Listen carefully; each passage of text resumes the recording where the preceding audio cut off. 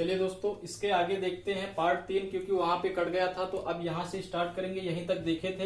ये बाबर क्या करता है, 16 मार्च 1527 को जैसे ही ये खानवा का युद्ध जीत लेता है और इसकी पत्नी को कर्णावती को जो है हिंदू पुत्री घोषित कर देता। और यहीं पर एक काम करता है, जैसे ही ये जीत लेता खानवा का मैदान, यहाँ बाबर अपना एक उपाधि धारण कर लेता है। उस उपाधि का नाम होता है गाजी ए। तो हम कह देंगे गाजी की ही ये उपाधि धारण कर लेता, गाजी ए बादशाह, या फिर कह देंगे गाजी की ही उपाधि धारण कर लेता। कौन दोस्तों? बाबर। और दोस्तों यहाँ क्या होता है, जो खानवा का मैदान होता है, यहाँ पर ये क्या करता है, ये जितने भी एक तरफ से राजपूत थे, ये क्या करता, बहुत सारे राजपूतों को मार करके एक दीवार बना देता है, एक चुनार के जैसे, मीनार के जैसे सब खड़ा कर देता है, इनकी सभी खोपड़ियों को काट करके। दोस्तों ये भी पूछा जाता है।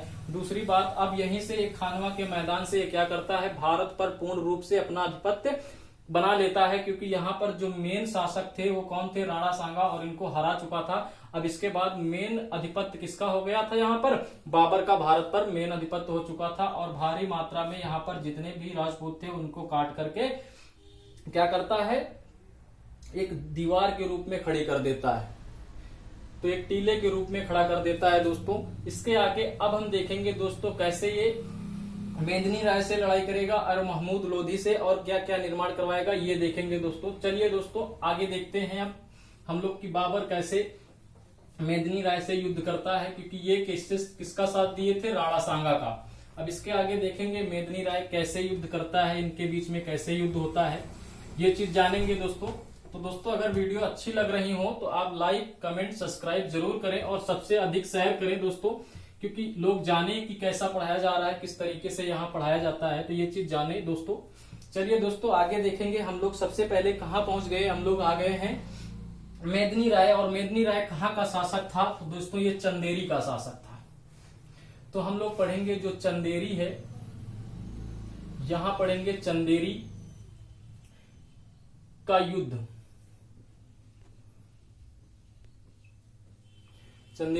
अब क्या होता है दोस्तों, चंदेरी का युद्ध होगा। चंदेरी का कैसे युद्ध होगा मेदिनी राय और बाबर के बीच, ये देखेंगे। होता क्या दोस्तों, चंदेरी का युद्ध कब होता है, कैसे, बिना कारण ये भी युद्ध नहीं हो सकता। तो हुआ क्या था, चंदेरी का दुर्ग, जो चंदेरी का दुर्ग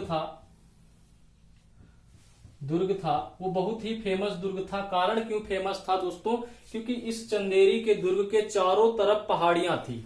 चारों तरफ क्या थी दोस्तों, पहाड़ियां थी। ये चंदेरी का जो शासक था मेदिनी राय, वो ये सोच रहा था कि यहाँ पर बाबर आक्रमण नहीं कर पाएगा, यहाँ आ ही नहीं पाएगा, क्योंकि ये जो चंदेरी का दुर्ग था ये चारों तरफ से पहाड़ियों से घिरा था दोस्तों।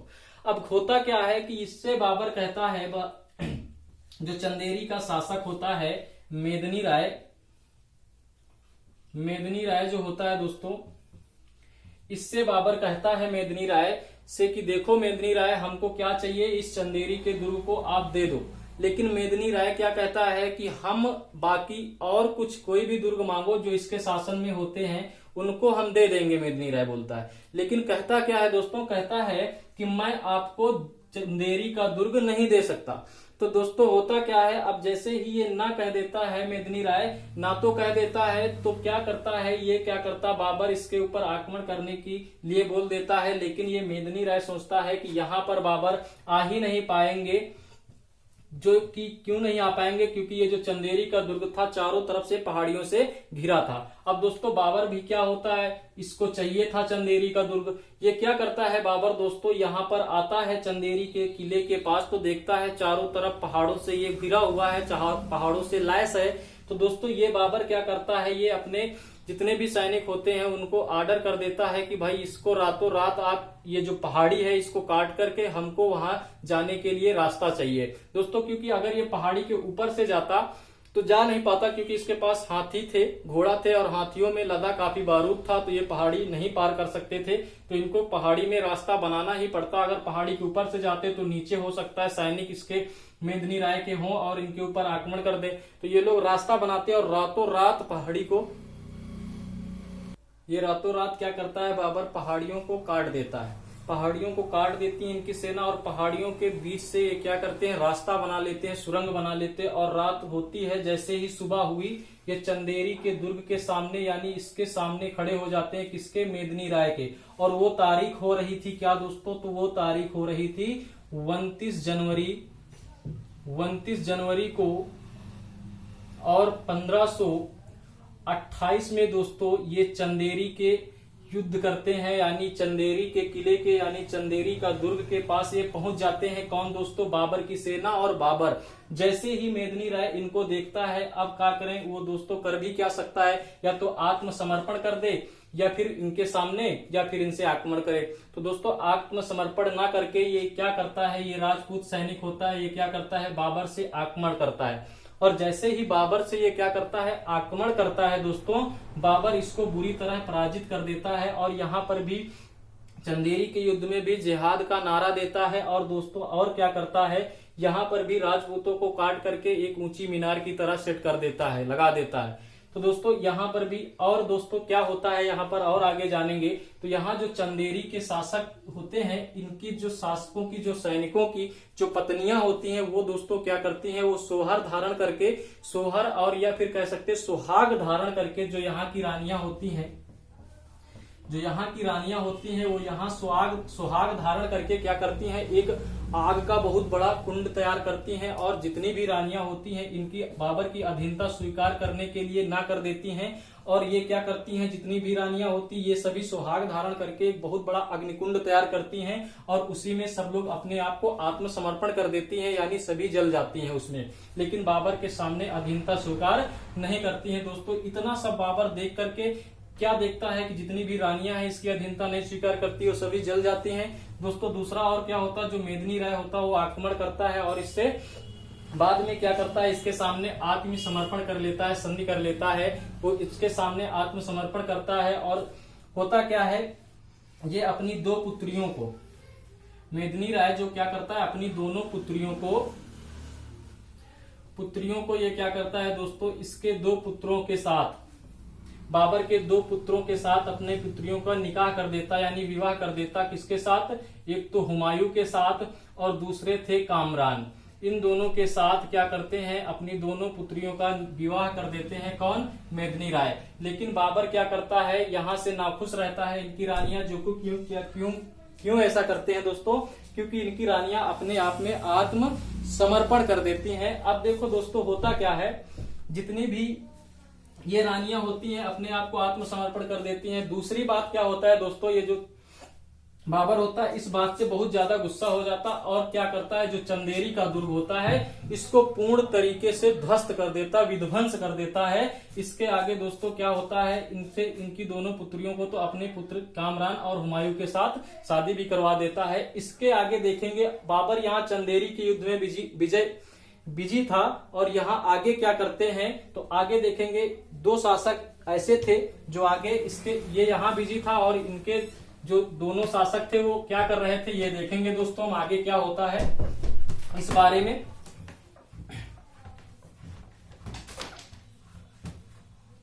आगे क्या होता है दोस्तों, ये यहाँ चंदेरी के युद्ध में बिजी था। इधर क्या होता है दोस्तों, महमूद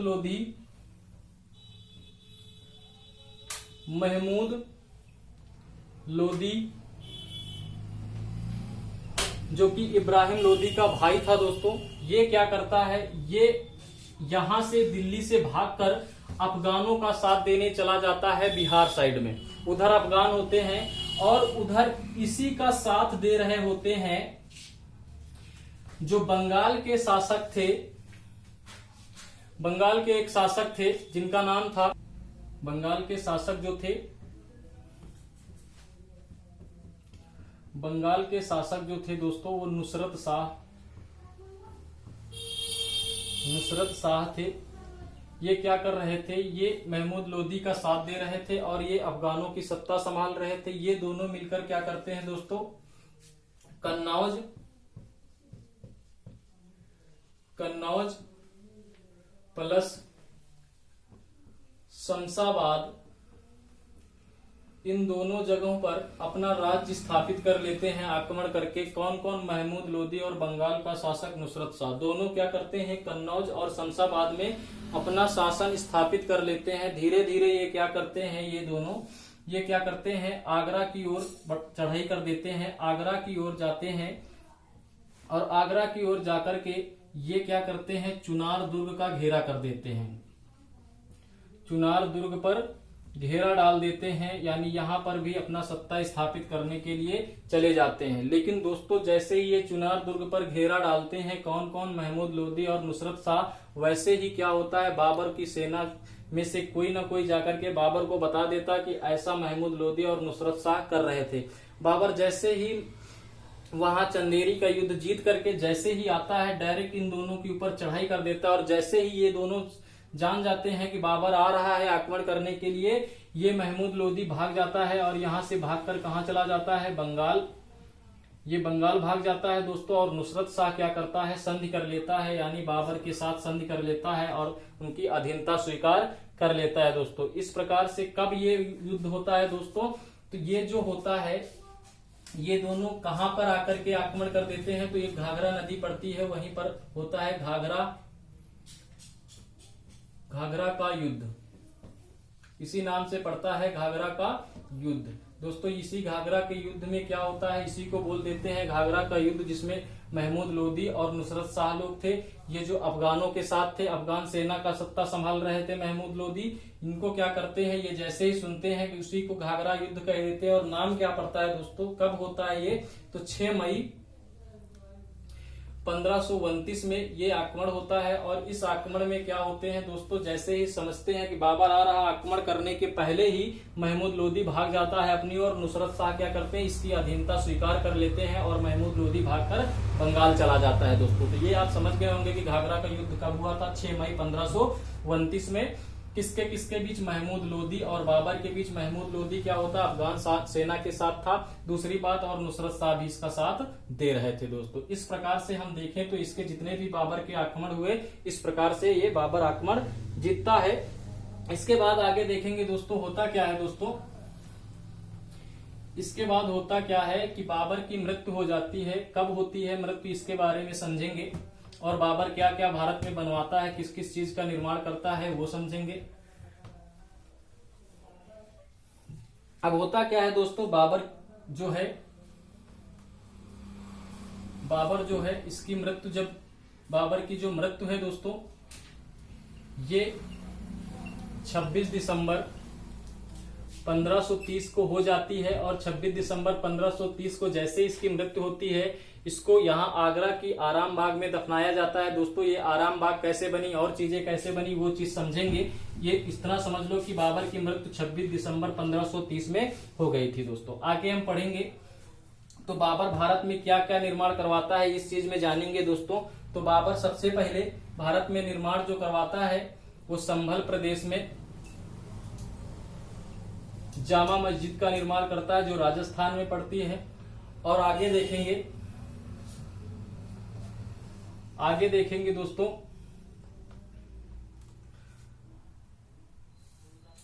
आगे क्या होता है, संभल में ये करता है। दूसरी बात और किस चीज का देखेंगे, एक पैमाना तैयार करता है, पैमाना चलाता है, जिसका नाम था गज ए बाबरी नामक पैमाना चलाता है, जो क्या होता है, सड़क को मापने का पैमाना होता है। तो दोस्तों आप याद रखना, संभल में जामा मस्जिद बनवाता है। और दूसरी बात, पैमाने का जो निर्माण करता है, गज ए बाबरी का निर्माण करता है दोस्तों। आगे देखेंगे आगे क्या होता है दोस्तों, आगे ये पानीपत में क्या करता है दोस्तों, पानीपत में एक काबुली मस्जिद का निर्माण करवाता है, काबुली मस्जिद का निर्माण करता है दोस्तों। आगे और चीजें हम पढ़ेंगे बाबर के बारे में। तो दोस्तों आगे ये चीज आप देख लेना, इसके आगे हम देखेंगे आगे बाबर क्या करता है दोस्तों। ये स्वयं अपनी आत्मकथा लिखता है, जिसका नाम होता है बाबर नामा, और इसी को कह देते हैं तुजुक ए बाबरी। ए बाबरी भी कह देते हैं इसी को। और दोस्तों एक नाम और जाना जाता है, उसको छोड़ दो, ये मेन चीज है, बाबरनामा और तुजुक-ए बाबरी नाम से जाना जाता है। ये किस भाषा में लिखी जाती है दोस्तों? तो ये तुर्की भाषा में लिखी जाती है दोस्तों, तुर्की भाषा में। अब दोस्तों बाबरनामा को फारसी भाषा में कौन लिखा था, ये देख लेंगे। तो फारसी भाषा में दोस्तों एक लोग आते हैं जिनका नाम होता है पायंदा। पायंदा होते हैं जो इसको तुर्की भाषा में लिखो, फारसी भाषा में इसका अनुवाद करते हैं दोस्तों। और आगे देखें तो बाद में आते हैं अब्दुल रहीम खाना, ये भी बाद में क्या करते हैं, इसका फारसी भाषा में अनुवाद करते हैं दोस्तों। आगे देखेंगे दोस्तों इसका अंग्रेजी भाषा में अनुवाद कौन करता है। तो अंग्रेजी भाषा में इसका जो अनुवाद करते हैं उनका नाम होता है लीडन नाम से होते हैं, जो क्या करते हैं अंग्रेजी भाषा में इसका अनुवाद करते हैं, किसका, बाबरनामा या फिर तुजुक-ए बाबरी का दोस्तों। इसके आगे हम लोग पढ़ेंगे दोस्तों, आगे क्या पढ़ लेंगे, लास्ट टाइम है, थोड़ा सा और पढ़ लेते हैं। बाबर की क्या होते हैं दोस्तों, 7-8 पत्नियां होती हैं, जिनमें से हम फेमस का नाम लिखेंगे। एक थी माही बेगम, दूसरी थी गुलरुख बेगम,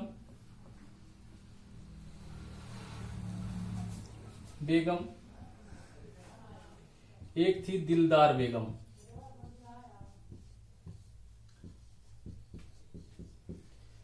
होता क्या दोस्तों, माही बेगम से हुमायूं पैदा होता है, यानी इनका लड़का जो होता है उसका नाम होता है हुमायूं। और दिलदार बेगम से क्या पढ़ लेंगे दोस्तों, ये जो थी इनके ही चाहने से एक बाग का निर्माण करता है बाबर, जो आगरा में है, उसका नाम होता है नूरे अफगान के नाम से एक बाग का निर्माण करवाता है, जिसको हम कह देते हैं आराम बाग। आज में इसको किस नाम से जाना जाता है, आज आराम बाग के नाम से जाना जाता है। तो आप देख सकते हैं दोस्तों आराम बाग का निर्माण करता है कौन, बाबर, किसके, दिलदार बेगम के कहने पर। दूसरी बात, ये जो आराम बाग है ये जयमती पद्धति पर आधारित थी दोस्तों, जयमती पद्धति से बनवाता है। इसमें ऐसा क्यों बनवाता है, क्योंकि दोस्तों इसमें जो होता है बाग का जितने भी निर्माण करता है उसमें तीव्र गति से पानी बहने वाली व्यवस्था रहती है दोस्तों। किसने बनवाया था आराम बाग, किसके लिए, दिलदार बेगम के लिए बाबर ने बनवाया था। और जब बाबर की 26 दिसंबर 1530 में मृत्यु होती है तो यहीं पर बाबर क्या होता है, दफनाया जाता है दोस्तों, इसी आराम बाग में। लेकिन जो बाबरनामा में लिखा गया था, जो बाबर अपनी आत्मकथा में लिखता क्या है दोस्तों, वो कहता है कि मुझे मेरी सरजमी पर ही दफनाया जाए, यानी काबुल में ही दफनाया जाए। तो बाबर को जब आराम बाग में दफना दिया जाता है, फिर यहाँ से उठा करके इसको कहाँ पर दफनाया जाता है दोस्तों, इसको यही काबुल पर दफना दिया जाता है। तो काबुल में इसको दफना दिया जाता है। तो पूछ लेंगे दोस्तों जो इसकी मस्जिद कहाँ पर बनवाई गई, तो कहाँ पर है दोस्तों, काबुल में स्थित। जब मरा था तो कहाँ पर, आराम बाग में। इस प्रकार दोस्तों हम बाबर का पूरा इतिहास पढ़ लिए और डिटेल में पढ़ लिए। अगर आपके समझ में और अच्छे से आ रहा हो तो दोस्तों कमेंट करो, लाइक करो और सब्सक्राइब और शेयर जरूर करो दोस्तों। इसके आगे हम लोग पढ़ेंगे हुमायूं का कार्यकाल। इसके पहले आप लोग लाइक, कमेंट, सब्सक्राइब कायदे से करो दोस्तों, तभी हम हुमायूं का वीडियो आगे बनाएंगे। धन्यवाद दोस्तों।